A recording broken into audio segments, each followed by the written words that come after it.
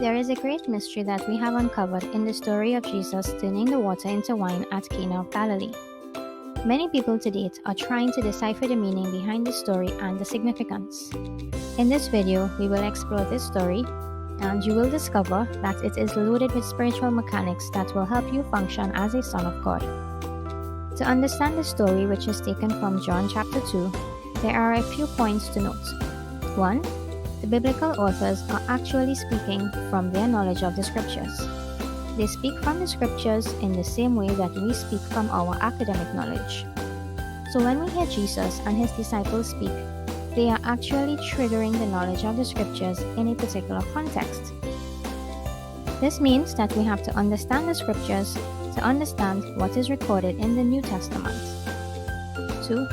The book of Genesis functions like a legend for reading and understanding the rest of the Bible. That would mean that there are times that we will have to go back to the first mention of a word or idea that is conveyed in the Old and the New Testament to understand what it actually means. When John wrote that Jesus was heading to a wedding at Cana of Galilee on the third day, there is something in there for us to pay attention to. In the book of Genesis chapter 1, on the third day, one of the instructions was, "Let the earth sprout tender vegetation." What we see from that is growth and reproduction. Chapter 1 of Genesis was simply the spiritual speeches, and chapter 2 was the physical manifestation.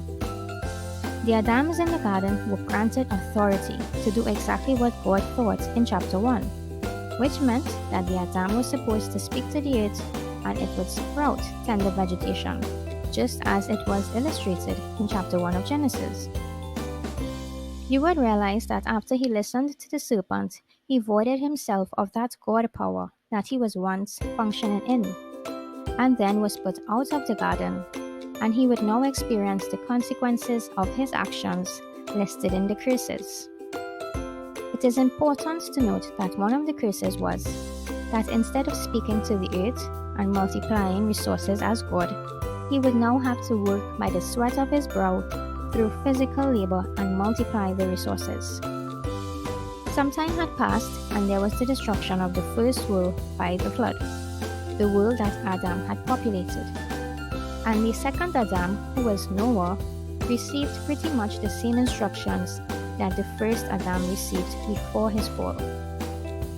Noah now plants a vineyard, which is his way of fulfilling the growth and reproduction of the earth, without having the God power that the first Adam was granted. Out of his labor comes wine, which means that the scriptures are indicating that wine is a fruit of the ground. Now let's go back to John chapter 2. When we see Jesus multiplying the earth's resources on the third day at the wedding, he is demonstrating that he is now fulfilling the same mandate of the first Adam, except for the fact that he is doing it with God power rather than physical labor. John carefully inserted the third day mention in the story to show that Jesus is cultivating the ground in the image and likeness of God as the last Adam, and producing the fruit of the ground, wine. He does this by exercising authority. If this is the first time you're hearing this, feel free to leave a comment and share how this now impacts you when you read the Bible.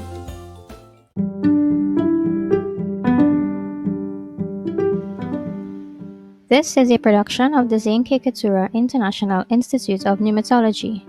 We are dedicated to the pragmatic and experimental research, as well as education on the energetic physics of the Holy Spirit of Christ and inadvertently the energetic physics of all spirits.